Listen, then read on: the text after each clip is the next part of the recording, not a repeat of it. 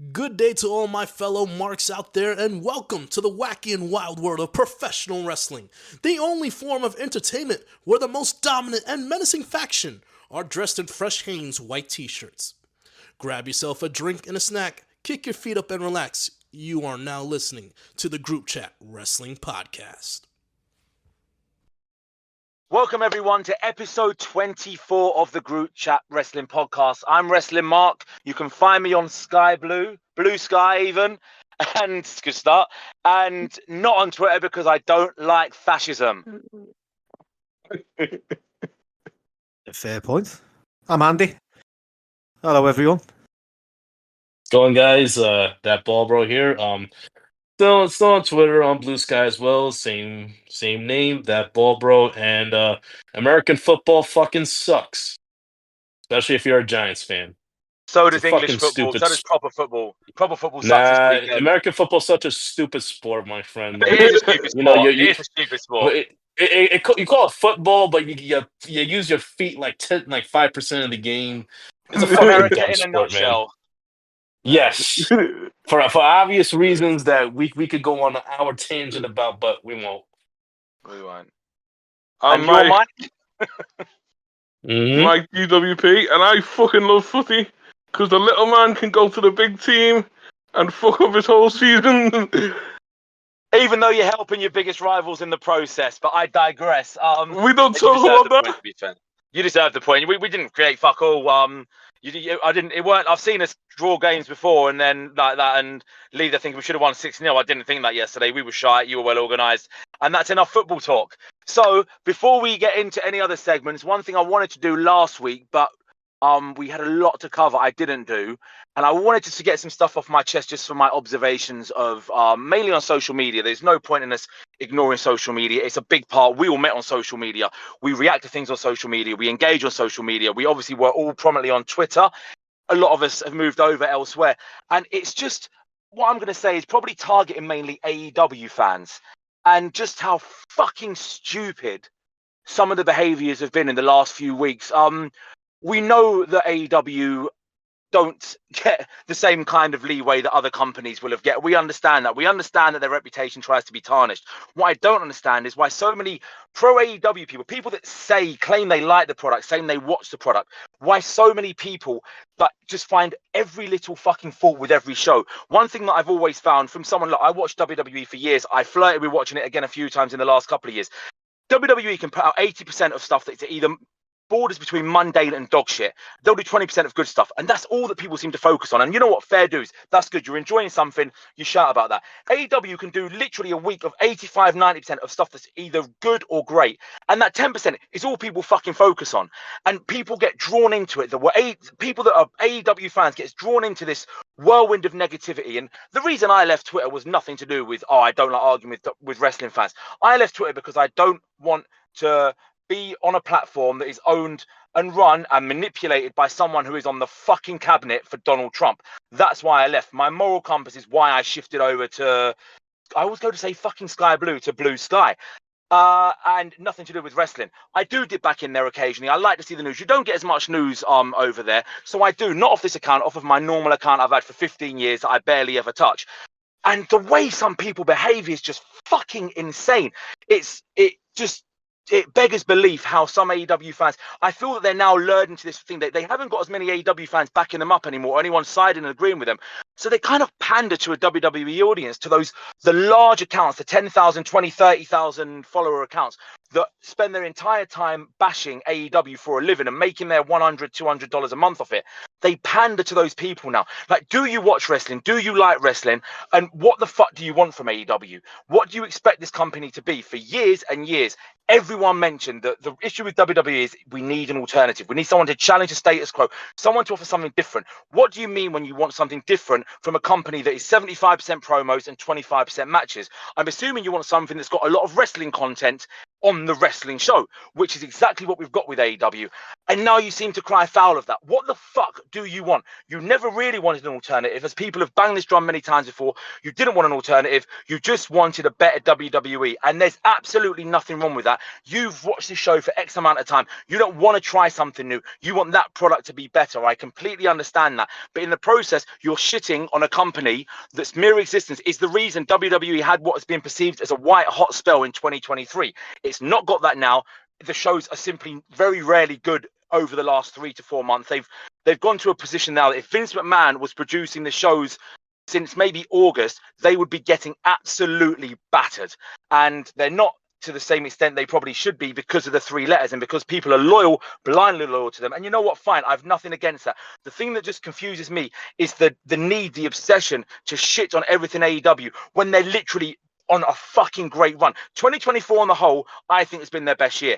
There's been one dip maybe over the summer when they probably had too many big shows and they struggled there in the build up to Full Gear. Since Full Gear, the shows have been genuinely great again. Like nothing's been below very good for like 3-4 weeks now, which is an incredibly solid run. They had maybe had a little spell earlier in the year around the time they showed the Punk footage, which was a bit stupid. Again, their perception dropped at that point. Apart from that, this year has been fucking great TV. Unparalleled level of promos, of pay-per-views, and weekly shows on the whole that are very rarely below a 7.5 out of 10. I just want to know what the fuck these people want. If you're claiming you're an AEW fan, what the fuck do you want?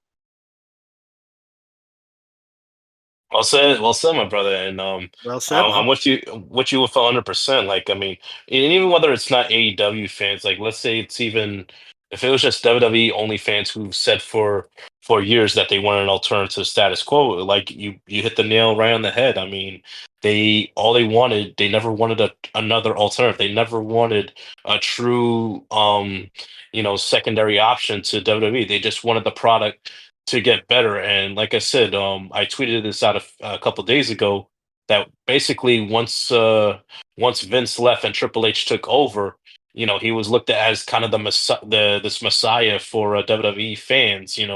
Like just the show getting for a lot of WWE fans, just the show getting slightly better was good enough for them, that to the point where they're not going to call out Triple H on a consistent basis or on a lot of misses that are glaring to a lot of other fans outside of the product who don't watch on a consistent basis.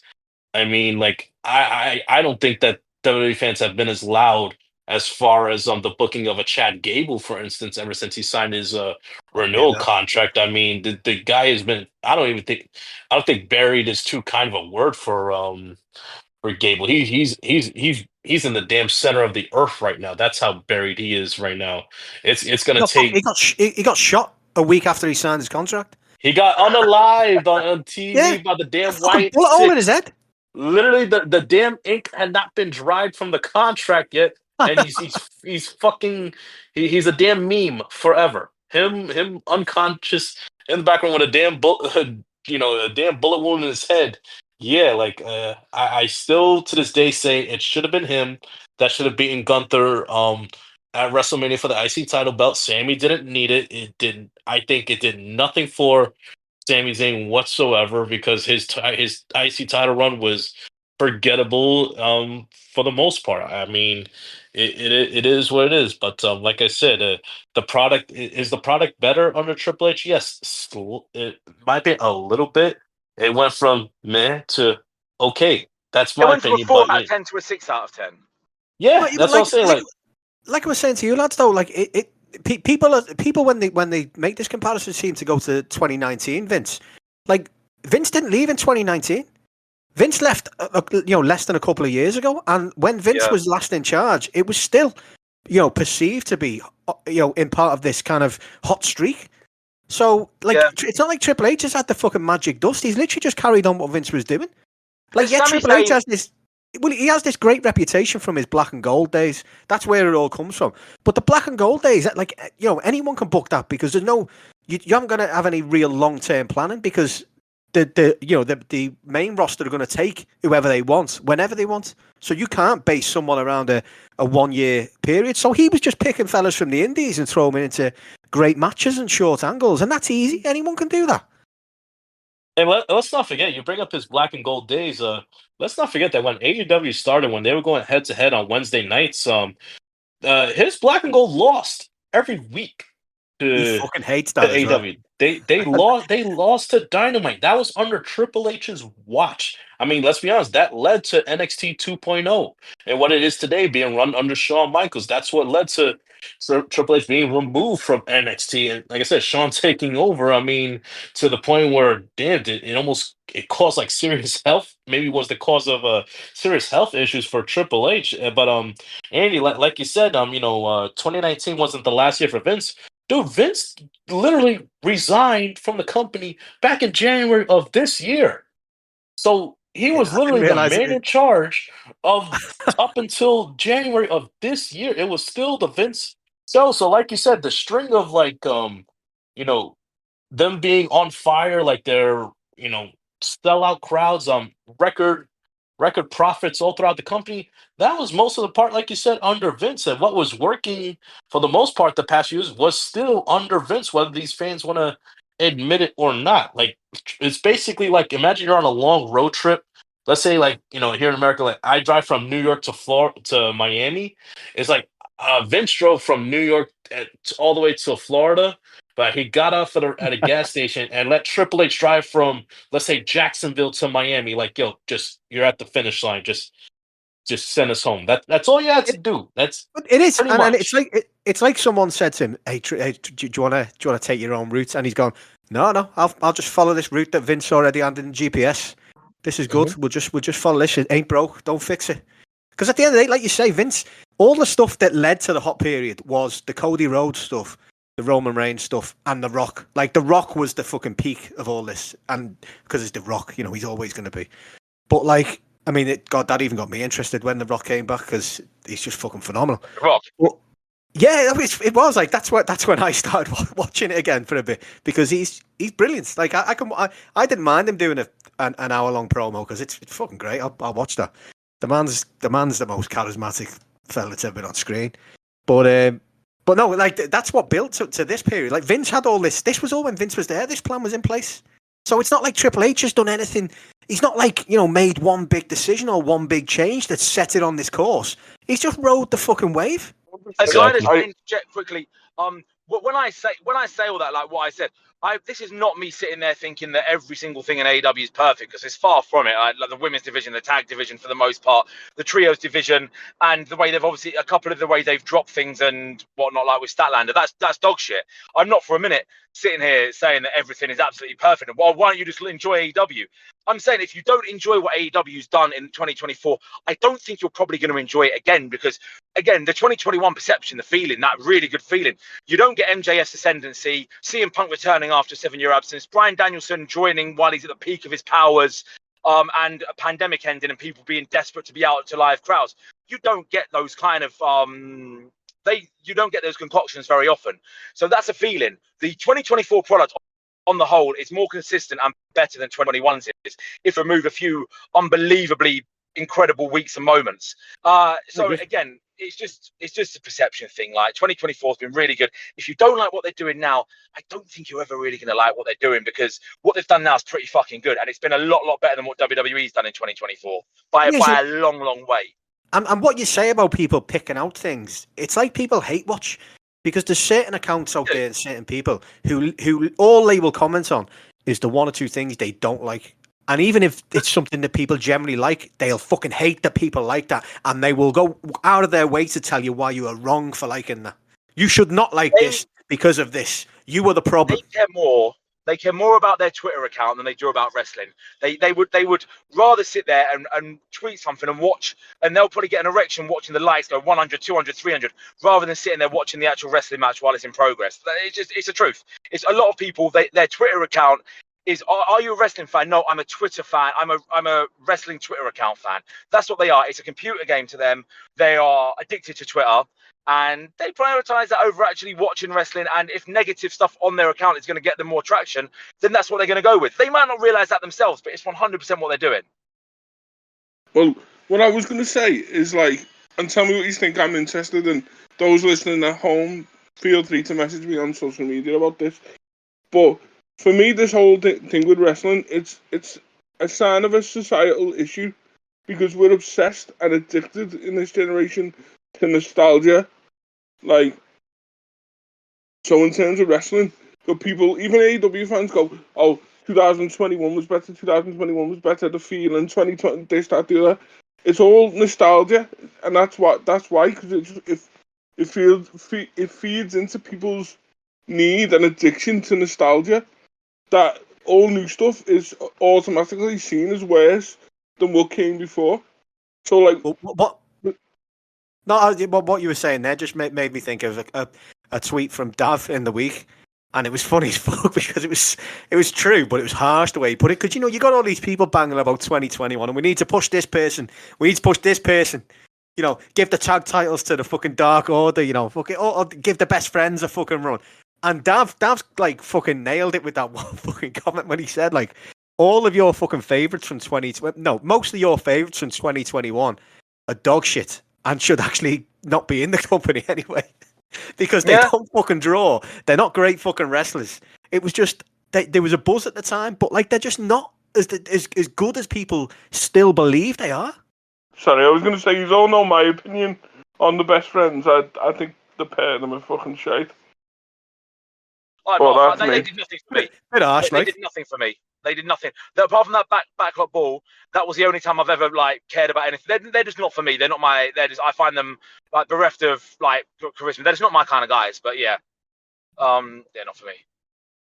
But there's a lot of people. Sorry, I put out a post. We're going to touch on it in depth later on, because it's quite an interesting one. I think looking ahead to 2025, who would like to see like hold each belt, and some of the like the amount of people that were putting like Kip Sabian. I'm like, you want Kip Sabian to hold the TNT or the international title in 2025? Like that to me is that is actual insanity to me. But that's the same as this Anna Jay stuff, mate. That wrecks me head. Like Anna Jay has improved. Yeah, she has improved because she was rubbish, but she's still not fucking like very good.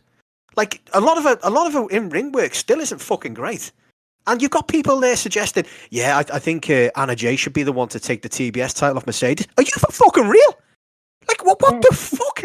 The best women's wrestler in the world in most people's eyes, and you want her to fucking lose to Anna Jay just because you're told that she's improved because she went to Japan for a couple of weeks? Like, what the fuck, man? And it's not digging Anna Jay. Like, she has improved a little bit, but she's got a long fucking way to go before she's anywhere near. Red Velvet's improved a lot more than Anna Jay. Yeah, Red Velvet's better than Anna Jay. Yeah, definitely. Aminata's better than Anna Jay. But that's what killed the fucking Mariah title run for me. What's kind of really done it damage was this overly long feud with Anna Jay that should never have happened. Anna Jay had no business being in a fucking world title feud. Never mind even getting a fucking win over it. But anyway, that was just from a point that a lot of people's favourites, because they're the originals. They do, you're going to give that. Like Kip Sabian, I actually am intrigued as to where it's going to go with the Christian thing. If anyone can get him over, it's probably Christian. But outside of that, the man's done fucking nothing, and he should not be anywhere near the TNT title, never mind anything else. No. He can have a cardboard title to go with his fucking cardboard head. Poor Kip. Yeah, but again, there's the thing is, it's not like, again, people will probably counter this by saying, oh, you just like all the WWE guys. No, not at all. That's not the case. I fucking love Hangman Adam Page. I love MJF. I love Orange Cassidy. I fucking love the Outrunners. I love the Bucks. I love all of the Elite. The majority of my favourites, probably barring Mercedes and Swerve, Willow, Sky Blue, they are not ex-WWE people. It's just, you're right, there's this perception of 2021 that it's, again, people whip it up to be something it really wasn't, because I promise you, if you go back and watch a stretch of 6 or 7 Dynamites in a row, the match quality weren't very good, and you take out, like, to be perfectly honest, most of the Punk, MJF, or Eddie Kingston promos, they weren't that good either. The thing with 2021 that gives it the restore the feeling was, and it's as you've said, it's the coming back from COVID. Yeah, that was huge. It's the CM Punk coming back. Yeah, that was huge. Bryan Danielson at the peak of his fucking career making the choice. Yeah, that was another one. But it's also the culmination of of in my opinion, the best wrestling storyline I've ever seen. Of the Elite, Hangman Page and Kenny Omega. That was a 2-year long fucking storyline. That we got to the end of, and it was, and if people keep comparing anything that happens now to that Hangman. You're talking about, as I say, in my opinion, the best storyline that's ever been in wrestling out of anything. That is my favorite of all time. The attention to detail in that was just off the charts. You can't keep comparing things to the best ever. It's just not, that's ridiculous to expect anything that's going on to always top that. If anything gets close to that, you're doing well because it was that good. So comparing things now and going, it's not as good as the Hangman Page story from 20. What? No fucking shit. For real, man. You could go to any promotion and make that that comparison, man. Like it's just fucking ridiculous. Listen, 2021, like you said, what played into it? Like I said, the return from COVID, the Hangman Kenny Omega storyline. Also, maybe the greatest pay-per-view, or maybe it might be a neck and neck race between 2021 All Out and Revolution from this year as the greatest pay-per-view that AEW's ever put on, because you had Punk's first match against Darby. You had the debut of Adam Cole and Bryan Danielson in the span of a couple minutes in that last segment. You had that cage match between the Bucks and the Lucha Bros. I mean, that cage match, I have never seen so much inhumane treatment of a wrestler in a match in my entire life. That was a match. That pay-per-view was the time that I actually, I knew that I'd actually shifted from being more. That was the day that I actually thought, I prefer AEW to WWE now. Because I remember the month before that, I definitely still think that I was a bit more involved with WWE than I was with AEW. That moment, that cage match, and then that ending to the show was just. That was the best vibes pay-per-view ever, because from a match quality standpoint, they've probably done 5 or 6 better this year. But from an overall package, All Out 2021 is the first thing that I think could ever have challenged like WrestleMania 17 for the entire gravity and gravitas of the whole show. It was so good, man. And that tag match, by the way, is probably my favourite tag match of all time. It was just fucking ridiculous. That entire card didn't miss at all. Damn, you even got a damn good Britt Baker match out of it. I mean, with her and Statlander. I mean, then again, it's Statlander involved. And I'm sure I just pissed off some Britt Baker fans, but whatever. It's the truth. The truth hurts. Gotta move on. Yeah, but I also, you go back to that match and you go on when Statlander's on the outside, she's struggling to get in. You got fucking Cassidy firing up, trying to get Statlander to get the fuck back in the ring. That got the crowd up. That was a little dead, and at that point, that was the first time you saw Cassidy show some emotion, some fire in that instance. Yeah. But that entire pay-per-view card, no misses. Like I said, even with Baker on the card. So good for her. And we and in that match we got the debut of Adam Cole, which came as a surprise to a lot of people because his contract situation was up in the air, and it turned out that the WWE just forgot to re-sign him because they were too busy trying to turn him into a fucking manager. Which actually brings us on to this bizarre fucking mad hatred of Adam Cole that's been going on the last month. It's fucking mental. I know he's not a lot of people's favourites, but a lot of people he is the favourite. But fuck me, the hatred that's been going through fucking social media the last couple of weeks. What the fuck? What's he done? Has he killed a puppy or something? Yeah, I mean, look, his debut was brilliant. He was red hot coming out of NXT. Was on NXT 1 week. He's on AEW the next week. In the first few years, obviously, were quite injury stricken, but at the same time, he still had that match with at the main event at All In 2023. Thing is, he's a 7.5 out of 10 wrestler in a company full of basics at 8s. So I don't think he's capable of regularly putting on brilliant matches anymore. But you have as many fucking long-term injuries as he had and try and do the same job, because it ain't possible. I think that he gets very harshly done by, and I think a lot of it comes from the fact that people are now picking at him for different things because they think, he doesn't fucking go to the gym enough. He hasn't got this fucking roided up physique. And I think it's a way of people masking it. The same way people mask other kinds of bigotry they have. That's not bigotry as such, but the way they have bigotry, they'll try and mask how they dislike someone by focusing on other things. When really it's just something about them you don't like because you're a bit of a cunt. And that's how I feel it is with Adam Cole now. He fucking doesn't work out, doesn't fucking have this fucking massive chest, doesn't have these abs. And so they're looking for other ways to go at him. That's the way I see it anyway. He's the easy target for quick likes. That's what it is with a lot of these people, isn't it? Yeah. Of course, yeah. Quick They'll likes. notice it. They'll notice it do well, and then boom. Oh, I'm like, I want 800 likes on a tweet. Let's take the piss out of Adam Cole's nipples, or he had a mediocre match last week, so let's batter him on that. Even though it was still probably better than any match that was on Monday or Friday night's wrestling shows. What's mad to me is that the match he had with Malachi Black, I thought was shite, but like, you know, Adam Cole took the brunt of all that, and Malachi Black gets off scot-free. A lot of people defending him to the hilt. Like, I don't get that, because I've seen Adam Cole have better matches than Malachi Black over his period in AEW. Myself. Yeah, I agree with that. In AEW, definitely, yeah. But Mark, you didn't talk about Adam Cole's biggest sin since coming back. You know what the worst thing he's done? The tan. Oh my fucking god! To be fair, annoying. I won't lie. To be fair, that is a valid reason. You know what doesn't help him, Andy? You know what doesn't help the tan? When he pulls down the knee pad. I know. I knew you were going to say when that. He pulls down the knee pad. It is like, I mean, I don't know. Like, I guess speaking as a Puerto Rican here in New York City, who, like, you know, I could just stand outside in the sun for like a little bit. Like, I don't burn or anything. I'm just naturally tan. Like what's wrong with just being ghostly white out there? Why do you need to put a spray tan on there? I don't get it. Like, I mean, there's been plenty of wrestlers who have gone out there, done great who didn't need the damn spray tan. I mean, well, that's I don't get it. Perfect segue, to be honest, because if you're ghostly white, Tessa Blanchard's probably going to love you. Oh yeah, perfect segue. And for those of you who are unaware, this past weekend was TNA's pay-per-view Final Resolution, and interfering in Jordan Grace's match with, I think it was with Masha Slamovich, if I'm correct. You know, Grace goes for a finish. Referee making a 3 count. Nope. Ref gets pulled out from under the ring by a unknown subject with a black jacket, mask, all that stuff. And a chin like Jordan Hogan. Yeah, I mean, takes out Jordan Grace, takes off the mask, the jacket. It's fucking, yep, it is Tessa Blanchard. She is back in TNA.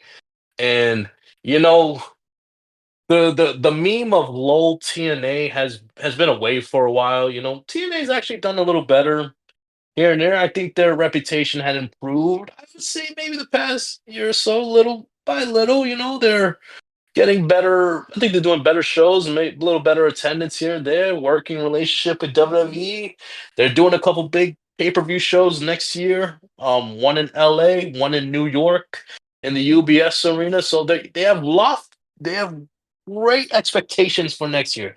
They have so much goodwill going forward that some fans are delusional enough to think that they're the number 2 promotion in the world. They've overtaken AEW. That whether we think that's true or not is irrelevant. That's what they think. And you know what TNA management says to themselves of all that? You know what would be perfect right now? You know what would be great? Let's bring back Miss Tessa Blanchard. You know why? Because fuck the fans. That's why. It's funny you mentioned the working relationship there, because like, I'm not going to take credit for this because this is something you yourself mentioned before we started recording, Brett. But is the working relationship in this case more of a laundering a wrestler's reputation, prepping it for? Is that what TNA's job is in this situation? They're just going to try and launder a reputation so that she's nice and clean to go to the WWE. So here's the thing. So Saturday, you know, I put like a funny vid out on my TikTok, like, you know, talk about her, you know, Tessa coming back to TNA, and someone commented in my video, and I would put 20% odds that this is true. That what if WWE management reached out to TNA and said, "Hey, hire her back as kind of like a test run. Let's test the water, see what her reaction is, and if it's not terrible, if it's not horrible, then down the line we're gonna bring Tessa into WWE." And my thing is that why have TNA bring her in? Why didn't WWE just bring her in? Because guess what? I guarantee you, if Tessa were to debut on WWE television, whether it be NXT or the main roster, they wouldn't know who the fuck she is, because it's a known fact that WWE fans they don't really watch anything outside of their own product. They don't even watch. Most of them don't even watch NXT on a weekly basis. I mean, look at when guys like friggin' Tonga Loa debuted this past year. So like zero to little reaction. They don't fucking know. So I mean, like it or not, she would have gotten, I think, along just fine if she had debuted in WWE already, because they just wouldn't know who the fuck she was or what her history was in the past. Well, even if they did, they gave Vince a fucking standing ovation last time he was there, so they wouldn't give a fuck, would they? They'd probably give it a bigger cheer. Get Hulk Hogan out there with it as well at the same time. They'd fucking love it. Mm-hmm. Try and rip that fucking t-shirt and fail again, that stupid cunt. Yeah. But yeah, I think it's fucking stupid. I don't understand why they've done it. They've got some great up and coming wrestlers on the books. You know, they've got Leon Slater on the books, for fuck's sake. You know, they're signing a lot of young UK talent, and then to go and bring Tessa Blanchard back is just weird. Like, it doesn't make any sense. Because to be fair, a lot of TNA fans I've seen talking about it have actually been like quite, you know, against it, and they're like, why have they done this? Like, you know, because as we've said, she's never apologised for anything. She's just, in fact, she blamed everyone else for her then having mental issues. Yeah. Oh, and real quick, fuck Moose. Moose, if you happen to hear this, yeah, go fuck yourself. Way to read the room, asshole. What's he done? Oh, he basically just, you know, he's seen all the tweets of people like not happy with the Tessa Blanchard coming back and whatnot, and he literally told a fan who was unhappy. He retweeted a fan who wasn't happy with the decision, and he tells her, "Go eat a burger, fatty." Like, you know, just a fucking miserable piece of shit. Like, I'm glad that WWE NXT didn't use him in their working relationship, because no, you offer nothing to WWE. Like, not even a match with him and Oba Femi would get me interested in seeing him on you know, any major any promotion at this moment. And you know, he's posted a selfie this morning with I guess an old picture of him and Tessa just smiling like the fucking Grinches from ear to ear. I'm like, yeah, you two, yeah, that picture makes sense. But yeah, fuck Moose. Stupid prick. Yeah. Fuck him. Anyway, on the positive side of things, where the World's End card is shaping up nice. Shaping up great. Look, Yeah. again, I'm really looking forward to this main event, and I think they've done a good job of making it seem like. All right, maybe like Moxley challenging other people are going to pick bones about. But I've seen people keep saying, "Oh, doing a four-way is just a cop out instead of having a singles match." No, sometimes it's just fucking nice to do something a little bit different than another one-on-one match of the world title, and it does make it slightly unpredictable. If Jon Moxley's going into one-on-one matches at the moment, it feels like we know he's going to win. This is the way you could think, well, he might not actually get pinned here. That might be a way they want to move the title off him and keep the Death Rider strong. So it does actually mean something. And I think they've done a really good job of making it mean something. I think it's going to be a fucking brilliant match. Well, the worst thing about all the complaining though is like all the people in that four-way, if you take any of them out and make it a singles match, everyone will complain that their favourite's not in the main event. Oh, absolutely. Like, because everyone would be, oh, look, you fucked Orange Cassidy over, he lost. Well, no, he's in the main event. Oh, Hangman should be in. Well, he is. He's in the main event. Oh, Jay White's not. Well, he is. He's in the main event. It could be any of them. Fucking stupid, man. The main event makes perfect sense from this regard, being a four-way. Look at the competitors. You got Cassidy, you got Jay White, and you got Hangman. This is how the match makes sense all the way. Here's how it's going to go down. Obviously, Cassidy is going to take the pin from Moxley. It protects Jay White, you know, who they're pushing to the main event scene right now. Hangman doesn't need it right now. He's still going on he's going further down the well of insanity to the where he's going to reach his breaking point, you know, going into 2025. But what is the conclusion of the match going to bring about? Like I said, Jay White is going to be protected. What pay-per-view is happening in a couple months? The Grand Slam pay-per-view in fucking Australia. Correct me if I'm wrong. Jay White's from Australia? No, he's from New Zealand.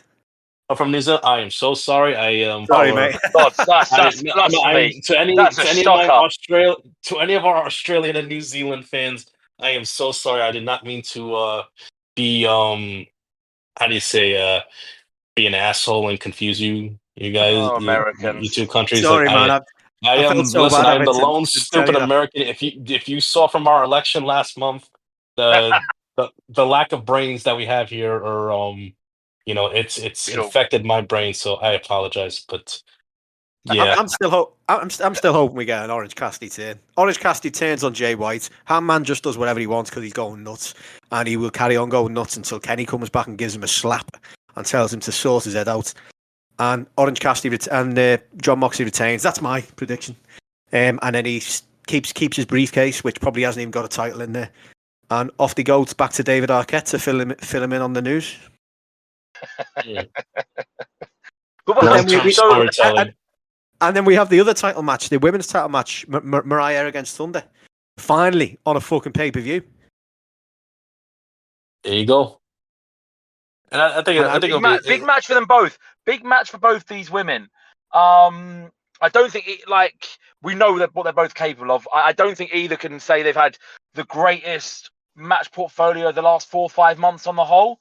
And I'm not specifically blaming them at all. The book end of the women's division went to shit after the summer, after all in. It was probably all out actually. Bar 1 or 2 matches, it's been fucking dog shit since. And the way they've handled Mariah's run has been an absolute disgrace. Yeah, it's made her look weak. It's made the women's title not seem as important as it was. It's been terrible, and I wouldn't be surprised if Tony's actually come back earlier because this is actually floundering at the moment. But whatever, I'm really excited about where this Tony story's going, and I think she'll probably be on the 0 hour, to be honest. the way the story's playing out. Yeah, that makes sense as well. And again, she's someone you can put her on there, and it makes you want to watch it, and it actually makes sense. And it's not, but then some people obviously were like, "Oh, why is Tony 100%. Storm on 0 hour?" Go fuck yourself, man. Yeah, 100%. Everyone was the show. Everyone was whinging about fucking Rampage, and it's like, first of all, it's Rampage is shit. No, don't even bother watching it. They need to stack it up. So they put it on. Oh, what's you on Rampage for? Now that means I've got to watch it. Yeah, that's kind of the fucking point, you dickheads. It's unbelievable, isn't it? It is. It's ridiculous. Why doesn't he improve Rampage? Well, he has. And you're fucking moaning about it. But anyway, regardless, the story it indicates why she's on fucking Rampage. If anyone actually watches, you can understand why she's on Rampage having matches against essentially fucking jobbers, and why she's going to be the same. I would imagine on 0 hour. That's what I would do personally. Go with it on 0 hour, and it's going to be great when she first actually has any interaction with Mariah again after this. Yeah, it'd be amazing. She's gonna introduce herself to Mariah like it's the first time ever.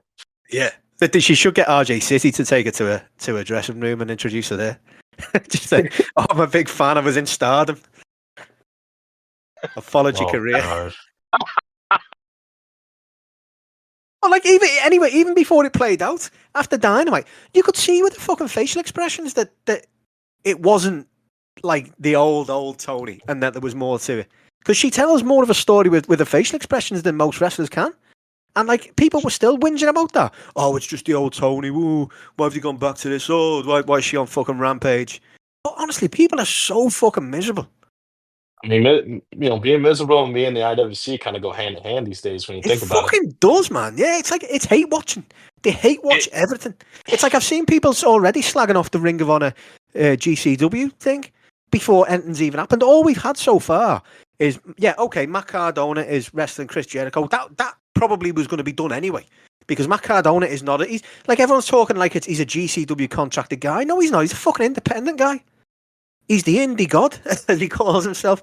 But so we had one actual interaction with GCW now, and then all of a sudden people are now talking like it's going to be a fucking full-on GCW invasion. And to be fair, if it is, I'd probably like it, to be honest. Yeah, I mean, listen, you open. There are possibilities open right now for a final battle in that main event. I mean, we set off the air. Just imagine, I already see on Twitter right now, JD and all of his bootlickers are already saying that, oh, this is a bad look. They let Jericho work in GCW, but no Ricky Starks. Blah, blah. Oh, that's gonna age fucking horribly come Friday night if Ricky Starks gets involved in that main event and costs Cardona the championship. I think it would make sense if, I don't know what would be better. Should he cost Jericho or Cardona the match? Like, what would make Probably sense more in your opinion? Costin Jericho. I'd say Costin Jericho and him siding with GCW. But I think Ricky Starks is shite. I think he's a whinging, miserable cunt. And he's thrown his colleagues under the bus. I'd be quite happy for him to fuck off. But now that you make that point, I would actually like to see that happen because all these fucking miserable wankers like JD can go fuck themselves. And I would love to see this happen and just see them fucking eating shit. Absolutely. I don't think we're going to get Ricky Starks on the podcast anytime soon, then, guys. He's a fucking prick. I don't want him on the podcast. Fuck him. Fuck him. But bleep that out, man, and tell everyone that I said he was nice. Listen, if we're gonna get any wrestlers on here one day first, like the first guests have to be the Outrunners anyway. I love all that. I want for Christmas. All I want for Christmas is all I want. I have no presents if Truth will come on here and give us 20 minutes of his beautiful time. 5 minutes. 5 minutes, man. It's all I want for Christmas. And this will be the best Christmas of all time. Book when Arnie's kid got that fucking Turbo Man toy. Get fucking Turbo on the podcast. That'd fucking beat that. In fact, he didn't listen, get the Turbo Man toy. Listen, we got to make at least for one day, whoever's still not on Twitter here, like you gotta just one post. We gotta like just bombard them with requests. Like, listen, for Christmas episode of Dynamite or Collision, you need to come out in the damn Turbo. Turbo Floyd needs to be dressed up as Turbo Man from the Jingle All the Way movie. Like, it has to be done. You got to do it for the culture. That'd be fucking great, though. Yeah, he would win. He would win Christmas. And the Big Show could be there because he was actually in the film in a Santa suit having a fight with Arnie. Yes, we can actually use the Big Show for something again. What's for this year? One thing, fucking. He came out with the Rizzler at full gear. You know, he was his bodyguard. Speaking of big shows, shall we show that we are a podcast of impartiality and we watch everything? We're part of the culture across the board. And Brett, could you give us a rundown of Saturday night's main event? I love that. Should we show that we watch everything? And then, go on, Brett. You go for it because none of us have watched it. Here we go. It was meant to be terrible. You know what? Listen, here's a quick 2-3 minute review of Saturday Night Main Event. Try and cut it to 2, yeah. Yeah, you know what? Listen, you know what? It was okay. It was at best it was good, but here's the match card. Yeah, Drew McIntyre beating Sami Zayn. Very good match. Would have made a very good main event on Monday Night Raw, Friday Night SmackDown. Good match. I give it a 3 out of 5 stars in my opinion. Nothing special. We've seen the same thing over and over from the guys. Then we had what we had? We had the triple threat for the heavyweight title match between Gunther, Damian Priest, and Finn Balor. And listen, this is the most I'm going to spend on this match and this event. What the fuck are they doing with Gunther? I hate this whole unconfident Gunther. His fucking facials are horrible. He's unsure of himself. He doesn't look like the dominant beast that we all know that he is. Like, I don't know, whatever the fuck they're doing with him, they need to cut the shit out. But I digress. Obviously, Gunther won. Gunther retained. It was a very short triple threat match, and I think the match itself was kind of boring in my opinion. The crowd was dead for the majority of this match. So yeah, that's how that match went. And you also had Liv Morgan versus Io Sky for the women's world heavyweight title match. I think it was an okay match, but holy shit, go back and look at the replay. Io Sky hit Liv Morgan with a devastating knee right to the face. I am shocked if Liv Morgan doesn't have a concussion or a broken nose at best. Obviously, Liv Morgan wins fairly clean, short match, nothing horrible. Check the boxes. At the end of the match, Liv is celebrating by the entrance. Rhea Ripley's music hits. They stare down, and that's it. For fuck's sake, please end this fucking feud already. Have Rhea take the damn title, and then I'm calling for Io Sky to win the Royal Rumble. Give me Rhea Ripley versus Io Sky at WrestleMania. Do it, Papa Gnomes, you fucking coward, you. Yeah, what the fuck else we had? We had those 3 matches. Oh, the finals for the Women's United States Championship match between Meechin and Chelsea Green. Yep, I did that. Deal with it. You know what? This was a no-brainer booking decision. I think everyone all across the board can agree with. It had to be Chelsea or you fucking riot. And you know what? The match was pretty good. Great counter at the end by Chelsea Green hitting the unprettier 1, 2, 3. She is your inaugural women's United States champion. Awesome fireworks display behind her while she was sitting on Piper Nevin's shoulder. It's gonna be great. Listen, for whatever you want to say about WWE, Chelsea Green on TV is must see. She is fucking awesome. She is great. So in my opinion, that's the high of the night at that point. Then we have the main event for the Universal Championship between Cody Rhodes and Kevin Owens. And for one night only, Cody Rhodes entered with a replica version of the Winged Eagle Championship belt, coming back from the days of the Attitude Era. It was a beautiful sight to see. In my opinion, the greatest championship belt in wrestling history. Curious what your guys' comments is. Leave comments and let us know. But match was pretty good. It was okay. Couple ref bumps here and there. Cody does win in a very controversial way. First, Charles Robinson takes a ref bump. He's outside of the ring. Second ref comes in. He takes a bump. And in that instance, there's a chair in the middle of the ring that KO brought out to use. It's laying down on the floor. Cody Rhodes hits the crossroads on Owens onto the chair. Little foreshadowing maybe to 2025. We'll see. Now, Cody had his KO pinned right there in the ring. Charles Robinson is on the outside of the ring, but he counts to 3. I've never seen that spot. I advise you guys to go look up the end of the match, and you tell me if you've ever seen that before. But yeah, Cody wins, retains the championship, and yeah, that's how main event ended. Me personally, I give it a 6.5 out of 10. Honestly, the Long Island crowd was kind of shit in my opinion for most of the night. The first 3 matches felt like an above average Monday Night Raw, Friday Night SmackDown. High point of the night, in my opinion, was Chelsea Green winning the United States title, and Rhodes, Owens. I think they're going to continue that feud going forward with the kind of wacky finish with the ref count and everything. And after the show aired, Owens attacked Cody Rhodes, hitting him with a package pile driver, selling it like death. Cody Rhodes gets stretched out of the arena. And yeah, that's how the show ended. And that was Saturday night main event. My summary of it from the cage match was the review from Ark Outlaw 10, who gave it a 1 out of 10 and said, "I despise the viewing experience of this show so much. I will never need to talk about that show ever again." That was actually quite interesting, being a first where we've done a real rundown of a WWE show. Can we never do that again, please? Because I fell asleep there. My face went straight into my microphone.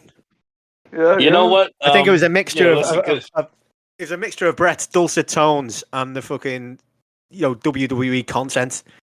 But you know what the thing is with WWE? I always feel that everything I read and hear about it, I feel that they've done it about 20 times. Yeah, I feel that everything, like, I feel that Cody Owens has probably happened a few times. I feel that, I mean, Chelsea Green Mitchell, I mean, I forgot, I don't want to go into it because it makes me a bit sad. But what doesn't make me sad is the prosperous thoughts of AEW in 2025.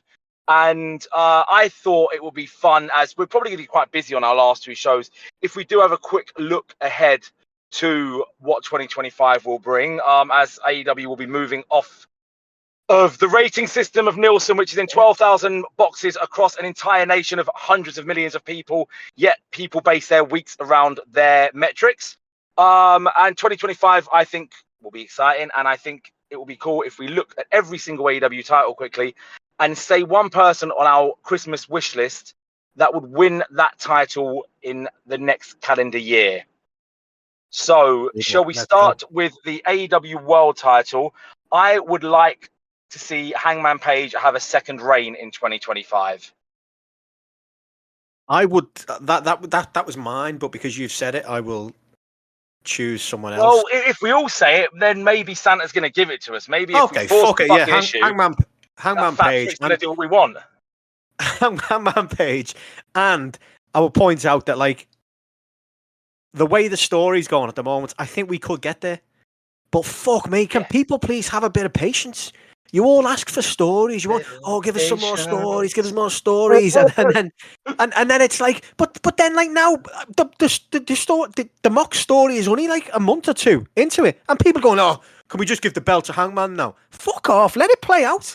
And people like this whole thing with Dave Meltzer last week. Sorry, I'm having a little rant here again now. But this whole thing with Meltzer last week said, do you need a babyface that never loses? Fuck off. Why? Because that's what WWE doing with Cody. No, they don't. WCW, when it was at its peak, had fucking heels destroying everybody, and that made the babyface that won seem far more important when they eventually did. You don't need a 100%. babyface that doesn't lose every week. We had that with Ospreay, and while I loved it, everyone was whinging. Oh, it's Ospreay again. Oh, fuck off. Like, why do we have to copy what WWE is doing? They have the Cody thing. It's like a little machine from let them do it. I want Hangman to still have issues. Keep going until Kenny gives him a slap in the face and he has to be the person that beats Mox for me. That's what I want. Because as much as everyone goes, we need the young guys to... No, fuck that. Hangman is still only fucking 31. He's a young guy. Give him the fucking belt. He's the young guy that should be winning it. And that's it, Hangman, anyway. Good shout. I mean, yeah, I would love to see Hangman. Yeah, Hangman, obviously. I mean, Hangman with a title reign without Punk around, I think would be great. You know, he should never have lost it. So should have never lost it, but yeah. But I'll give you a wild card though for the World Heavyweight title next year. I mean, if this guy's ascent keeps going up and up and up, I mean, would you be opposed to Kyle Fletcher winning the title next year as just a shock result? I mean, can you imagine that, like Kyle Fletcher at some point in 2025 holding the belt? I could see it, and I think he'd be a great champion. To be honest, I actually think he's got everything. But personally, there's others I would like to see first, and Kyle is so young that I would rather, than wait, maybe give him one of the others. He's who I've put down for being for the TNT title. If I'm being honest, that's who I've put down for the TNT title, Fletcher. I'd go with that. But anyway, yeah, we're still on the world title, aren't we? No, yeah, I would. But yeah, first I would go with Hangman, but I would not mind at all, just for a shock value. Like if depending who had the title at the belt. If they were going to throw out a random shock, that would be a good shout. But then again, there's a few that you could do that, isn't there? There's a few that would be a good shout for shock. For a shock win. I mean, fucking Takeshita randomly winning would be fucking brilliant for me. How about Mark Briscoe? Mate, yeah. Do you know what? I would love that if they actually... Because it would feel more important than when he had the Ring of Honor title, and it felt like the Ring of Honor title was just from a toy shop down the road, because it was never actually a thing. He was never defending it on Ring of Honor each week. He just was on AEW with a belt. So yeah, I wouldn't mind Mark Briscoe with and everyone loves Mark Briscoe, and he's a proper babyface, isn't he? If you do want that babyface, he's one of the ones that you can see bloody to fuck and still fighting while his legs are going underneath him, still not giving in. Kind of like Orange Cassidy's done, to be fair. So he'd be a good shout, Mark Briscoe. Orange Cassidy's another one who'd be a good shout. I would love to see Cassidy with the belt, but at the same time, as you all know, I want him to turn heel, and I'd rather see a babyface Cassidy win down the line than a heel Cassidy. Yeah, absolutely. I know who Mike's going to go for. Go for it. Go on. I know what you're going to say. You know me well. You know me well. It's no surprise. But the man who should defeat Jon Moxley is none other than the Mad King himself, Eddie Kingston. Eddie should be the one to beat Moxley for me, and should be AEW champion in 2025. I wouldn't say no to it at all. I wouldn't. I think the story tells itself. Moxley's like his brother. And you'd have the whole build up to Eddie, when he's eventually back. Like, I mean, this would depend on Moxley keeping the title for a long time now. But you'd have that whole build up to where they're squaring up, or maybe in a 4-way or something, or in a tag match, and Eddie just won't touch Moxley, because we've had that before, haven't we? When Eddie was on the opposite side, of Moxley, and he wouldn't go for him. He wouldn't touch him because he loves him, and he would not attack him. And no matter what Jon Moxley did, Eddie wouldn't go. He would go for everyone else on his team, but he wouldn't go for Moxley. And we could see that again if he did that. So that would actually work really well, I think. Yeah, I agree. And yeah, so, I think the match you're talking about where they didn't touch each other. I think was that Anarchy in the arena last year in the UK. Yeah, it was that, but there was also a tag match as well, wasn't it? During that same feud when he just wanted Claudio, and Mox was in, and he wouldn't attack Mox at all, and that's when he would grab Renee in the backstage segments, wouldn't he? And he'd be like, "Hey, have a word with him, talk to him, I love him, tell him." And it felt then like it was building up to that point where Eddie would finally be the one to take him out, but they obviously steered away from that with whatever happens, and that would actually be a real. There's an embarrassment of riches in that kind of. I mean, like we said this before. You look over on the WWE side of things, and can you realistically see anyone besides Roman Reigns taking that title off Cody? I don't know myself. I don't think you can. Maybe The Rock if they want to go that way. And to be fair, I'd like that. But on the AEW side, you could see any one of about 6 or 7 people taking that belt off Mox. You can make an argument that AEW has a better sort out main event scene than WWE because I mean it's not even close to be honest, mate. Really, it's in fact if anything, it harms AEW, doesn't it? Really? Yeah, a little bit. But like, I mean, so Kenny could be back. Kenny could be the one to finally take him out. And again, I wouldn't say no to that because I want to see more. As much as people push the young talent, fuck the young talents. I'm sorry. As I should have said, fuck the kids. Because I want to see Kenny Omega with a world title run again. Kenny Omega for me is probably the best of all time. Let him give the belt to Kenny. Yeah, I mean, yeah, exactly. I mean, remember we didn't get the majority of his first title reign in front of a crowd due to COVID. So but Kenny front and center, I wouldn't mind that at all. But man, you have like a list of about a dozen or so guys who you wouldn't have a problem holding the big gold strap next year. I know, man, and as the last couple of months of as stories have transpired, now Jay White is a legit contender, a legit name you would throw in there for possible world champion. And I think Jay White could pull it off myself as well. I think he'd be a fucking great world champion. He's one of the best on the mic that they've got there. Again, there are so many people you can cycle into the main event scene, like for the title picture, and it feels legitimate and fresh. My worry is if Shockwaves does come to fruition with 2 channels, if that's a 2-hour show, if they will end up doing a brand split, I would imagine then, of some kind. I don't want them to bring in a second world title. That's the only thing. Oh, please, no. Yeah, no, I don't want that. I feel like it weakens it. Just all you need to do, the TNT title is a Warner Brothers thing. That stays there. Just make the international title the feature title on Shockwave, and it will just elevate that title. It doesn't have to be seen as the world title, but it's the international title. That can be the main title on that channel. I've never thought about that. That's a good point, that the TNT title wouldn't be able to... It wouldn't be allowed, would it, on Fox, really? So exactly, yeah. Maybe they make it, a completely separate roster. 2 world titles. I hate the concept. It weakens it. I mean, everyone looks at WWE, and the world title is the one that Cody's got. The other one, who's got that? Because no one cares. It's the fucking B title. It has been since they brought it back. And the mad thing is, it's not even a fucking B title.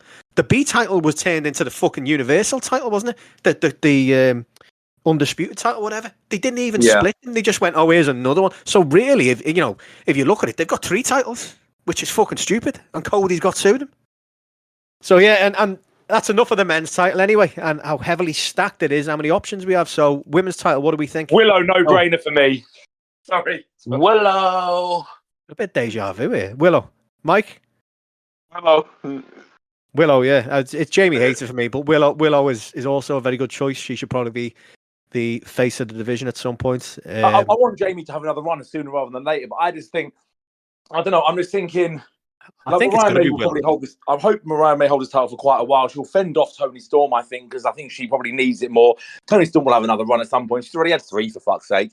I just think, again, I look at All in Texas and think Willow beating Mariah after Mariah's had a 9-month run with it. and hopefully one that's going to include a few absolute bangers with Thunder Rosa, Tony Storm, and whoever else gets in her way in between now and then. I just think that Willow winning them will be just fucking brilliant. You have to get Mercedes involved in it though as well. Mercedes has to be involved in that world title scene sooner rather than later as well for me. That will segue into the TBS for me. Yeah, I mean, I imagine that I think that she holds it till All In as well. But I think as soon as she loses it, which I think she'll lose it at All In, I think that it will be very, very quick that she goes straight into the world title scene with Willow. And I actually wouldn't mind a little bit of hot potato in between the two of them with it. Because I don't mind. I'm like they did it. Sasha and Charlotte did it in 2016, and it was the best thing I personally have seen WWE do with the women's division, like in terms of the match quality, because it was brilliant. Like they had a few matches. It went back and forth 2 or 3 times each, and it was brilliant. There's some really, really good matches in there, and I'll be very happy if Willow's title reign is cruelly short because Mercedes comes out of the TBS straight into that, wins it off her. Then Willow can have a win back, and then there's a few back and forth between those two because that's a rivalry that I could see go on forever because they've had 2 matches so far in 2 different companies and they've been absolutely brilliant. I can go with that, yeah. So are we TBS then? Are we moving on to that now? Let's move on to TBS, and I'm with Athena, and that's going to happen All In. Athena, and your main event at All In will be Athena and Mercedes. Athena in her home state of Texas will beat Mercedes. I think that's probably the call, isn't it? Yeah, Athena. 100% Athena. Well, yeah. Across the board. I don't see it happening until then. Mercedes, again, I'm still thinking that Megan Bain's going to come in. Someone's going to come in to be a sidekick. It was great she beat Statin, won a brilliant match, but 2 beat her so clean. Again, sometimes when someone is that good, they even if they're a heel, they still should beat superstars clean, and that's what they had happen there. It didn't make any sense giving her help in the first place. I thought anyway. Yeah, it was exactly for that reason because she is the best. Everyone knows she's the best, so like she doesn't need help or she shouldn't need help. But whatever. It'll be interesting to see who she fuses between now and All In, but that's what I see happening. I'm hoping there's no fucking about with this. Athena is going to lose the title at the Hammerstein. And I want her on AEW the next fucking night. Let's not mess around with that. Let's get her straight over onto the main roster. Let's get her straight into some feud. She'll probably come across as a heel. You transition her into like a badass, like tweener face, kind of Swerve-esque levels of where they are in terms of morals as a person and etc. And I think that just sets her up to be like the anti-hero person who eventually beats Mercedes. That's what I'm hoping for anyway. Although I do say that. I'm not sure what you do with her for the first 5-6 months of the year if you're keeping her away from title scenes. That's the only thing. Well, I think she takes a bit of time off after she loses the belt, to be honest, and then maybe turns up in a casino, a casino match or, as a random opponent for somebody, to get that pop. I don't think she's just going to randomly turn up the next week or whatever. I think they'll probably give it a month, give her some time off first. Have we had a casino gauntlet match for the women yet? No. We should have one. So there we go. So like Andy just said, I think like Mark said, Athena's gonna drop the belt at Final Battle. And remember, she's gonna be in that 4-way match at Wrestle Dynasty. As well. So I think, like I said, I don't want her on TV immediately. Like give her a little time off and then hey, maybe debut her on at Revolution. Maybe debut at Revolution after Mercedes retains her belt on that show, and then you could start a 2-3 month build between her, down the line between her and Mercedes. You could make the story Athena's racking up wins over the next couple of months, and there's no one left for Mercedes to challenge. It has to be Athena. But yeah, I say don't rush her on Dynamite yet. I think no rush with Athena.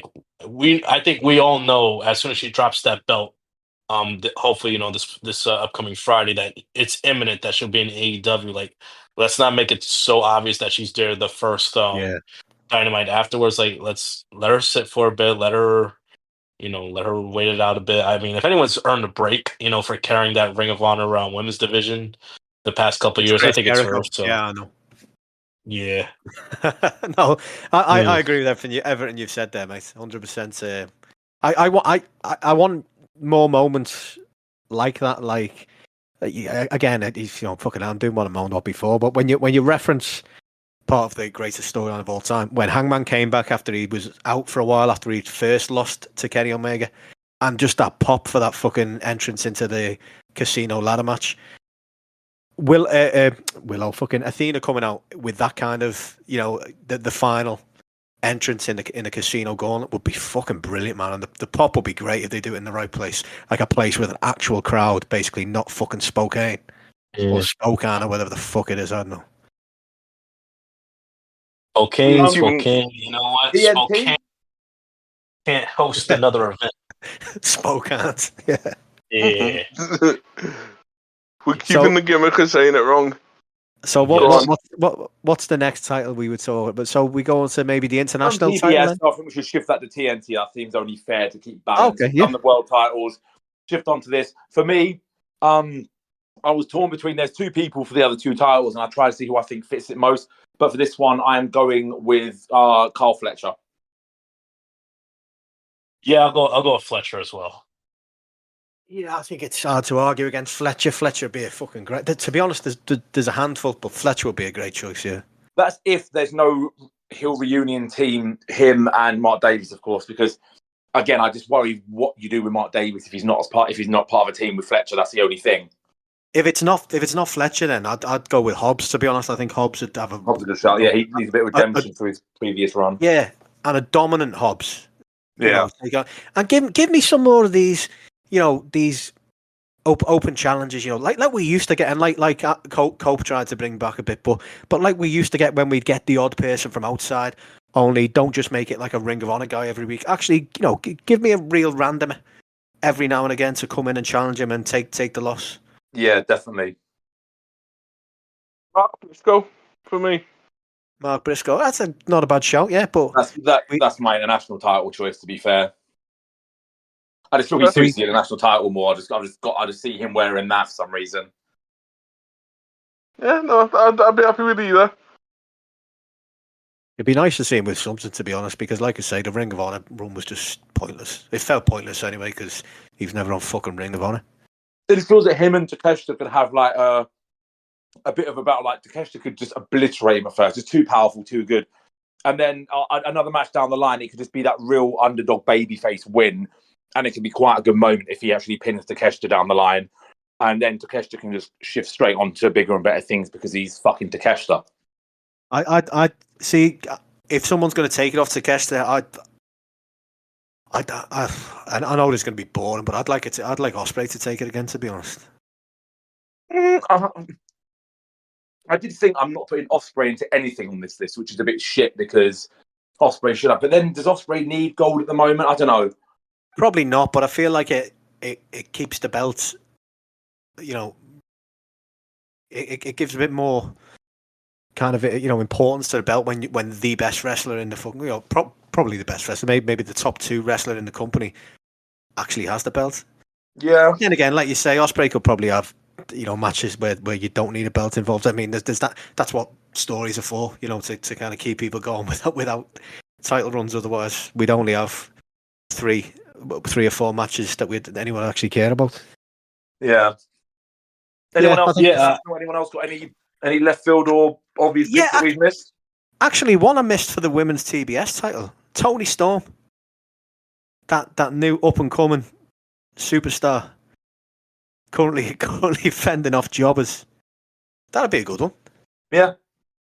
Yeah, because I mean, again, like you want Toni Storm to be prominent on TV all the time, and again, there's only so much you can do when the women don't get that much airtime. There's only so much you can do outside of the title pictures, and it would be probably better if she went for a title that she could then, hasn't held already. I suppose held 3 times. Yeah, it could be a different dynamic. And I just think with the way the story's going, of her, kind of apparently being new, then the TBS title would be the perfect aim, really. Fair. Yeah. I do, but no, I can't. There's probably loads we've forgotten, but no, we might as well move on to the next one. What's the next title then? Too many titles apparently, isn't there? We must have loads of these left. Well, tag has anyone team. else got any of their 50 cents to add to the international or the TNT title picture that we didn't cover? Quick, shouts to Dan, just because you'll go mad because he's not here that no one mentioned him. Bandito. Oh, fuck yes. Oof. Do you know Bandito what? for the international. Has Bandito been using Alistair Overeem's old chef as well? Because he looks fucking huge in them. Great shape, isn't he? He looks massive. He's definitely been on the horse meat. Andy, do you mean his chef or his doctor? It's the same person. No, that Bandito's a great show, man. Beefed up bandit. Yeah, that's a very good show.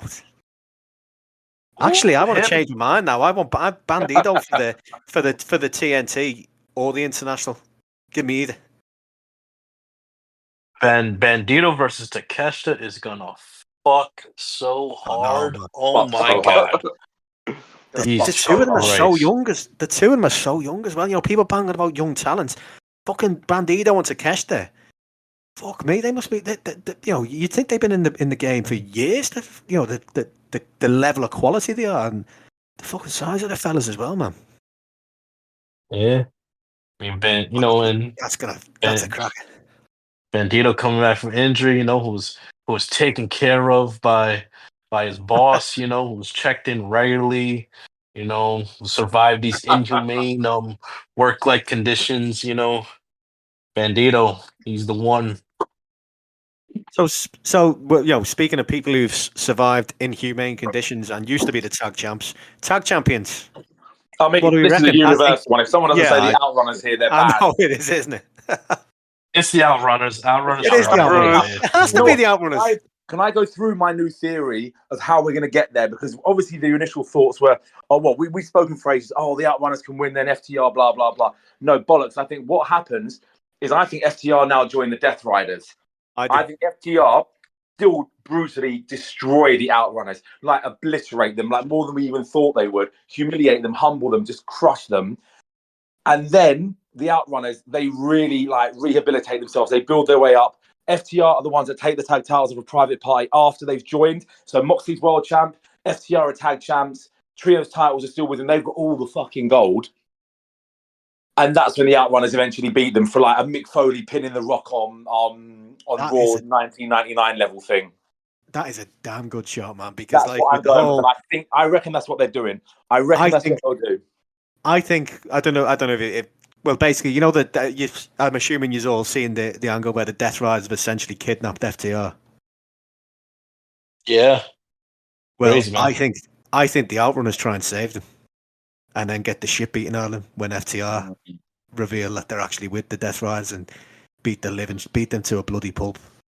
I think that's what I want to see. I want to see the Outrunners go full on commando, like Arnold Schwarzenegger. I want to see the fucking montage of them putting the headbands on and the fucking, the bullet fucking vest and everything, and the fucking the knife in the fucking holster or whatever. Is that a holster for a knife? Yes. I need to see a full on one of them, and I'm going to send this to Truth because he'll fucking listen to this and he'll be all over this. I want to see that. I want to see them go to save FTR and then just the most one-sided beatdown you have ever seen from FTR. Fucking if that would be great. And then, like you say, the Outrunners, go back, bit of rehabilitation, and then here we go. We're back again. Some new merch that they can shift, a new fanny pack. And off they go and win them titles. Don't need to see, they can take a bit like this could happen in the next fortnight. They can take some time off, then they just come back and they're just like they're themselves. They're a different animal. They're more business. They are just fucking teams up. They're both brick shit houses. They're focused on what they want to get to. And then again, this is another all-in moment. That's how I see it. FTR can win the tag titles of a private party at Revolution. Hold it for 3 pay-per-views. All in. Outrunners get the win. And you also would have with the way it's going, you'd have AEW guys helping him because it's that kind of Sting NWO moment, but with tags, isn't it? Basically where the big fucking bad machine, they fucked everyone over, and the Outrunners is that fucking shining light, and you'd have the other AEW tag teams wanting to help them and push them. Yeah, do it. But apart from that, I do have another suggestion. Better than New Baby. That's my other one. That's the secondary one. That's for later in the year. They can win off of the Outrunners after the Outrunners record-breaking run. Yes, yep. Do it. Double clothesline for the win after. That match would be so much fucking fun. Outrunners versus It Better would. Than You. Like that would be so much fun. But I'll give you one even better than that. We need a reunion of this team that separated way too quickly. They had such a short run, but Let's 2025 I think is no even better, even better. In 2025 we need the reunion of the Butcher and Daddy Magic. We need Magic Meat to reunite. Yes. I Do need that. Like that. Listen, Okay, you know what? Say what you want. Say what you want about 2023 TV. Like when they tried to be WWE light. Like it was, it's kind of shit here and there. But I don't care. I like that whole tag team tournament they did. That mixed tag team tournament that they did. I mean, remember we also had Brian Cage and Big Bill. That was a fun team as well. But like I don't know why when I heard the when I saw Daddy Magic and the Butcher. And the team name being Magic Meat, I'm like, where's the merch? Where is the T-shirt at? Like that we need that fucking reunion in 2025. Honestly, but before we move on, I'm gonna fucking just have a little moan here. The negativity around 2023 can get to fuck. I'm sorry, but it was the last couple of months. Yeah, I'll give you that. But besides that, 2023 was brilliant. I enjoyed it more than most because that and everyone slags at MJF off and all that for his title. No, Better Than You, Baby was one of the most fun things I've watched in wrestling. But you know crazy. What? I loved the start of it. I thought January, February was the best run they've ever had of Dynamite. Like that, literally. Honestly, I mean, again, cage matches is a measuring stick that I use a lot. But I remember watching that. That's when I first joined Twitter, and week after week, I'm like, these shows are fucking amazing. They weren't really story based, but they were on a run of we're putting on 3-4 star matches every show now. I loved it. I really was falling out of love with it around the summer. The only thing I liked was the MJF Cole stuff because it seemed to be the only story they fucking had the whole summer. They didn't seem to focus anywhere else for a while. It was brilliant. That's why I didn't like the all-in card that much because I felt that all these matches, I'm like, it's your biggest show, builds to it. Don't give me 6 of the matches the week before. It felt like a glorified house show for that reason because they just fucking threw together a load of matches the week before the events. But I went to that show and thought, am I going to a glorified house show? And it was though. The Ring of Honor tag titles changed hands on the pre-show. I'm like, okay, yeah, fair enough. It's not a glorified house show, but yeah. But no, I love Better Than You, Baby, man. Honestly, give me that back. NGF was one of the most over fucking people I've ever seen in wrestling. It was ridiculous how over he was. He was so good. He had the fans getting off the feet for fucking body slamming a big guy. For hitting a fucking a body slam. Yeah, he had the fans off the feet for a double fucking clothesline. He was amazing. People have revisionist history over him because the Devil storyline was a dud because they didn't divert well from the Adam Cole injury. But MJF's title reign on the whole, the win, the build to him winning it, him actually winning it. He had the best match probably of Ricky Stark's career that's not had a stipulation attached to it. When it was coming 2022, he had the best Iron Man match in wrestling history, in my opinion, by a distance with Bryan Danielson. He had one of the best fatal 4-ways you're ever going to see at Double or Nothing in 2023. The run was fucking great. It just had a dud ending because they didn't book a diversion well, because that's one of Tony 100%. Khan's kryptonites. And as I've said before, that's why we had Jade as champion for what felt like 83 years. Yeah. And why, when we go back to Athena, that we were saying should win the title. Well, that's why it's such a shame looking back now, it's considering what she's done since, that she basically came into the company and jobbed to Jade and then was shifted onto Ring of Honor. Yeah. But anyway, we've done that, yeah. The final title on the main roster. Well, I'm not going to do the Continental one because fuck it. Whoever wins it shouldn't be a title. Don't need to worry about that. So the last one I think we cover is the trios titles, and I kind of said I was sitting at work earlier when I was thinking about this, and I ended up scrolling through the whole roster thinking, I don't even know who I'm going to say here. Am I going to say the Elite when they get back together? Am I going to say House of Black again? And then it dawned on me, Ricochet joins the Hurt Syndicate. Ricochet, Bobby Lashley, Shelton Benjamin. That's a good one. They're going to be the anti-hero kind of thing because they're going to be over too much. MVP's too good on the mic. Shelton's having banger after banger. Lashley just has this aura that people cheer for. If Ricochet goes there and is having brilliant matches again, people are going to cheer for them. Eventually, they're going to be faces by force, in my opinion. And I think that they're the ones that can take them off of Claudio Pat. And it might not be for a while. Again, it might not be Revolution, Dynasty, that kind of year, like late spring. Because again, I think it does make sense that the Death Riders build up the sense of their invincibility is that they have titles that people can't get off them. But I think eventually they'll shift through things for the next couple of months as heels, transition into a babyface, like badass faction with Ricochet, maybe one more, maybe not. And I think they're the ones to take them off them eventually, as like the first sign of things starting to unravel with the Death Riders. I think I would default to the Elite, to be honest, just because I want to see that again. But I would also like to see the Guns and Juice. If Jay I actually thought about them as well. Yeah, that's a good shout. The Guns and Juice would be fucking great trio champs. And House of Black just by default, because like what else are you going to do with them? Unless you're going to get Buddy this fucking singles run he needs. And Brody. House both of Black. be single ones. Well, yeah, Brody. Brody's been phenomenal in this fucking C2 again. I always think he's phenomenal. I love Brody. Top person in real life. I think he's fucking brilliant. I think he's so good.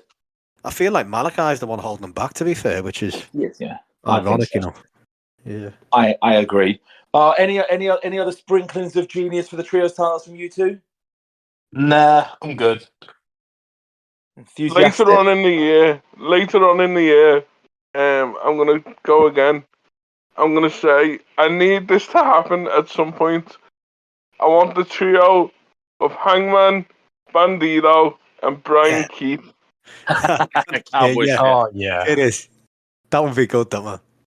It's an obvious one. It's been said a lot, but it's obvious for a fucking reason. It'd be fucking great. Proper cowboy shit. You know what you call that trio? You know what team name? Very original team name. The New Age Outlaws. Boom. Can you imagine if WWE doesn't have that name like trademarked or like licensed? I mean, why not? But what they should do is every single time they come to the ring, Hangman should get the mic and go, "Ladies and gentlemen, boys and girls, children of all ages." Oh, please no. Anyway, so we've covered all of ours pretty well. There's a few. Again, I put this out on Blue Sky early. There was a couple of other interesting choices. This can be a yes/no one. A couple of other ones I thought were quite interesting. The people who suggested back. Again, let's yes or no it. No need to go into detail. Some that are interesting, some that are probably outright ridiculous. But let's fire away. Women's World title. No, sorry. The TBS title, Camille. No. Not for me. The TNT title, Roosh. Ooh, no. I don't know. No, not yet. No. I guess we've got someone here who said Bandito for the international title. Someone has said put every single title on the Beast Mortos, which yes. Yes. To be honest, yeah. We've had a few Bandito for the international titles here. I'll be honest, there have been quite a few. We've got Brody King for the TNT title. That's a good one. I'd like that. Yes. And Buddy Matthews for the international title. Yeah, do it. Malachi, sorry, mate. We're keeping your team name. Fuck off. Tag titles, Christian and Copeland. Yes. Yes, it's got. We need that at some point. We have to have that moment, don't we? At some People point. will cry as well over that. You know. Oh, it's another bunch of 50-year-old fed guys. Fuck off. Let us have some fun. Christian and Copeland versus the Young Bucks needs to happen next year. It does. It really does. I guess that doesn't even need the tag titles at first. That just feels like an all-in match. Yeah. That feels like like there's few tag matches that haven't got the tag titles on the line that I ever want to see on pay-per-view. I don't really like just random tag match on pay-per-view because I feel you can see that on free TV every week. That is one match I would pay to see.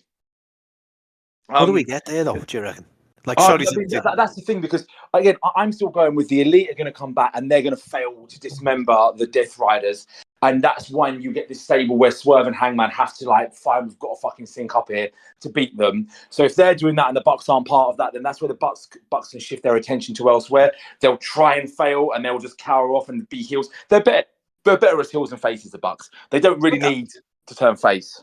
I mean, more, how do we get Christian and Cope together? Like, I mean, because do we have Christian's entire fucking family collapse around him? And then, exactly. I say, let's say we reach a point where Christian fails his cash in for the world heavyweight title. and then his sons, Nick Wayne and what's his name? Kip Sabian. They're And hopefully, disappointed in him. hopefully Luchasaurus comes back as well. Yeah, I saw recent reports. He's doing better, which is Touch great. wood, man. Hope he's doing well. Yeah, I saw reports he's doing better. I think his family's going to turn on him. It'll be a beatdown, which will lead to Copeland coming out for the save, and that's how you get the reunion. But you know what? I know how I just said Christian and Copeland versus the Bucks. I say even before that, because we talked about with the tag titles. If it's FTR to take the belts off of the Private Party, I know we said the Outrunners should win it. No, I think what's crazy about the Outrunners, they're one of those teams or those talents in the business right now. They don't need the titles at all, and they'll still be over with the crowd majorly. If you want to go on a consistent storyline and tightness, like how about the team that takes the belt from the FTR is returning Copeland and Christian Cage.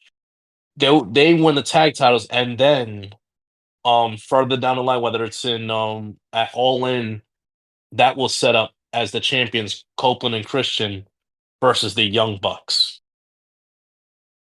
The way I'd do it is I would have Christian's family start to crack and start to have issues, and him start to look over his shoulder that they're going to stab in the back. I would have him lose and his family not help him, and then I would have his family turn on him. And then I wouldn't go down to Ring of Honor for a bit as well, and really like put his name on a Ring of Honor title as well. Oh, definitely. Because he's not ready to be on Dynamite for another 3-4 years on his own. I wouldn't have Copeland make the save. I would have Christian make the save for Copeland. The other way around. After he beat the shit out of him and left him for dead, and I'd have him off TV for a good few weeks at least, and then I would have Copeland struggling maybe against FTR.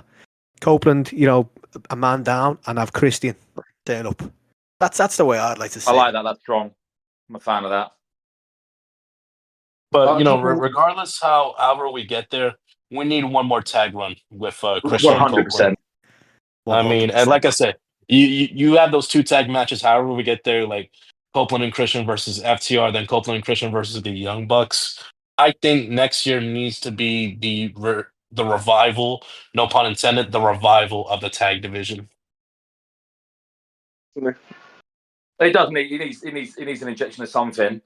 Very quickly, a couple more that I find pretty interesting ones. So a lot of people have said this one. So the TBS title, Harley Cameron. That's a good shout, but I feel like she's better at the moment, like the AEW's version of Chelsea Green.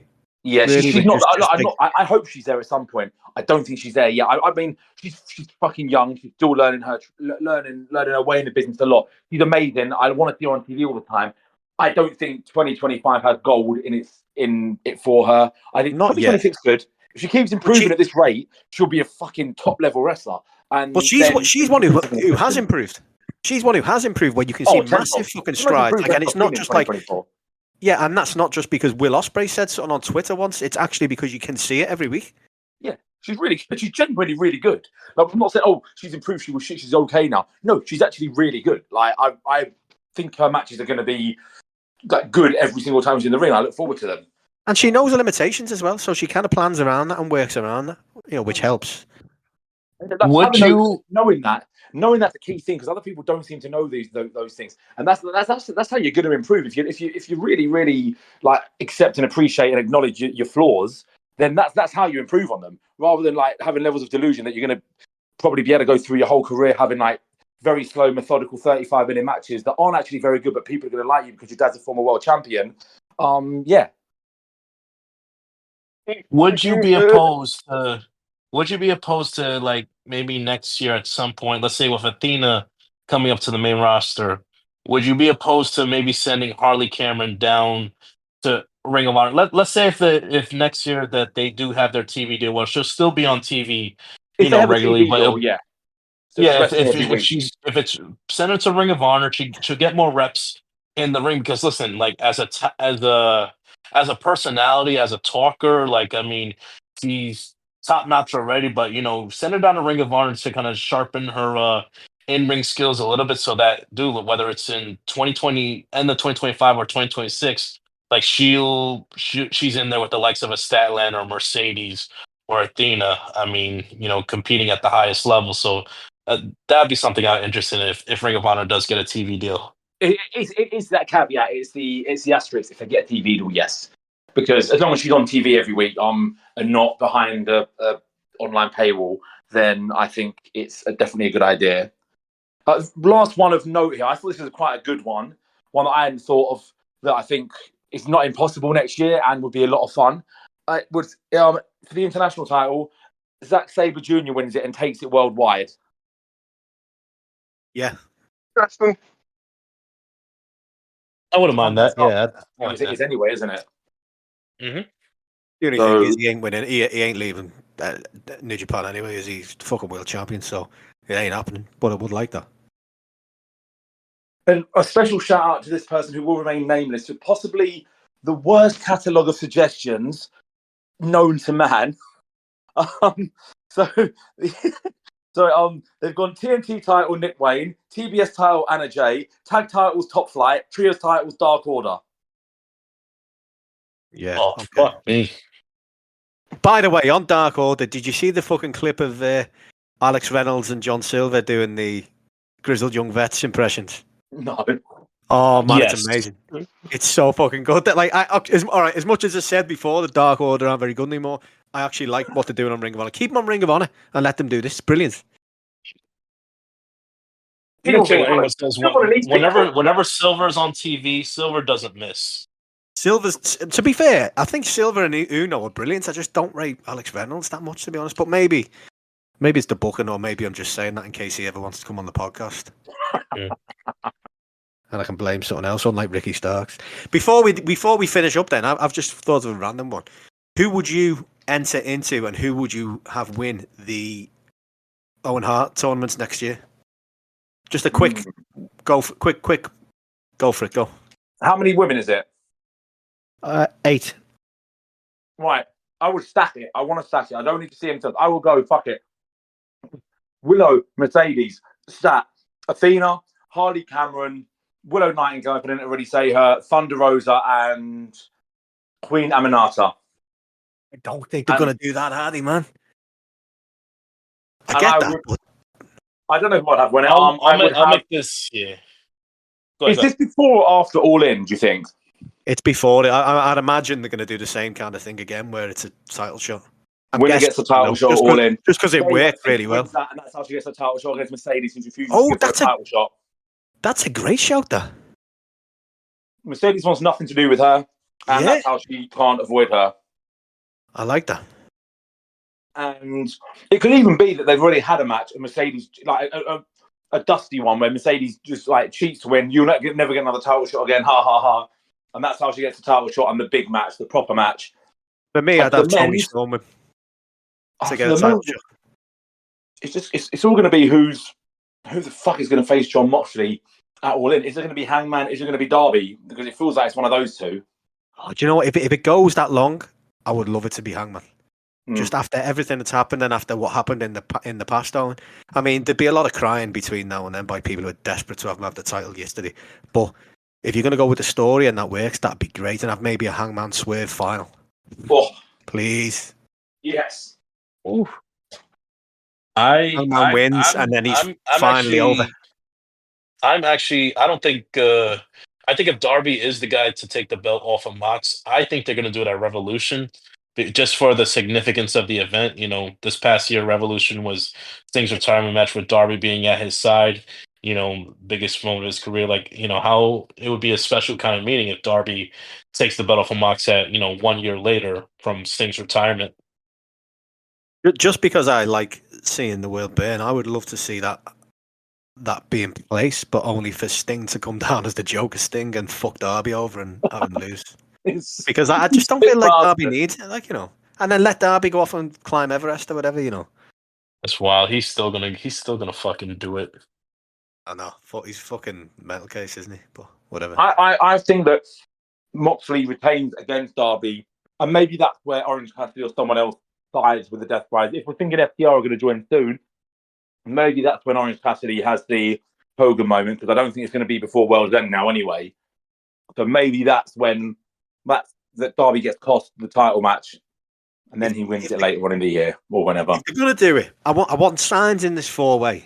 Just signs, but I don't want it to happen yet. And if they're going to do it, they need to do it at a pay-per-view, and it needs to be Orange Cassidy coming down to make the save, and then him do the fucking hit the fucking the punch on whoever the opponent is. That's the way to do it, because the crowd Darby at fucking Revolution. nuts.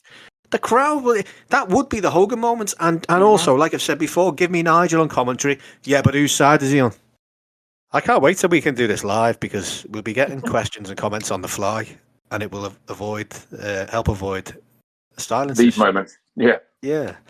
Oh, it'd just be great. Interacting with people live would be good as well. So, yeah, hopefully anyone who's listening, we're hoping to start doing this live at some point, because we'll kind of get interaction with all you listeners, and you can tell us all we're talking shite or give us some stupid shit to talk about on the fly, and then obviously we'll upload it to the podcast afterwards for anyone who doesn't want to actually sit and listen to us talk shite live. And if you talk shite to us, no, we will curse you out live on air. No, absolutely. Before we close up as well, I told you guys, didn't I? I went to a Darkness gig in Liverpool there on Thursday with my daughter, and I was wearing a Randy Savage Christmas jumper, which I thought was quite cool, but it's too hot, so I took it off, and I had a Kenny Omega t-shirt on underneath, and took it off, and then all of a sudden this guy goes, "Oh my God, Kenny Omega!" I was like, "What the fuck?" Amazing. And this guy comes running over to me. He's looking for his girlfriend or his wife with him. He's going, "Hey, come here, look, this fella's got a Kenny Omega t-shirt on." And they were both Kenny Omega obsessed fans, and they were more asked about talking about Kenny Omega and AEW than watching the actual gig. And they were trying to buy me a pint. I was driving, so I couldn't have it, and everything. So yeah, that was a bit of a mad one. Amazing. I told them to listen to the podcast. So if you are listening, it was nice to meet you, and give us a shout, and we will have that pint at a future AEW event. And you can still buy it if you want. Well, that has been the 24th episode, and it's pretty much 6 years to the day, I think, now, since we did our first one, if I'm right. We're getting there anyway. And thank you for listening. We hope you've enjoyed it. We will be back next week. What are we doing next week, Mike? Find out next week. We'll find out next week. Until then, have a good time. Enjoy AEW. And don't listen to the cunts on Twitter. They don't know what they're talking about. They don't, man. Concentrate on what you like, man. If you don't like something, just ignore it. If you don't like AEW, don't watch it. Just don't project your misery about it onto us, please. Don't and be on that a note, have a fantastic fucking week. Peace out. Take it easy. Wrestling, it's not that deep. It is to some. It is to me, brother.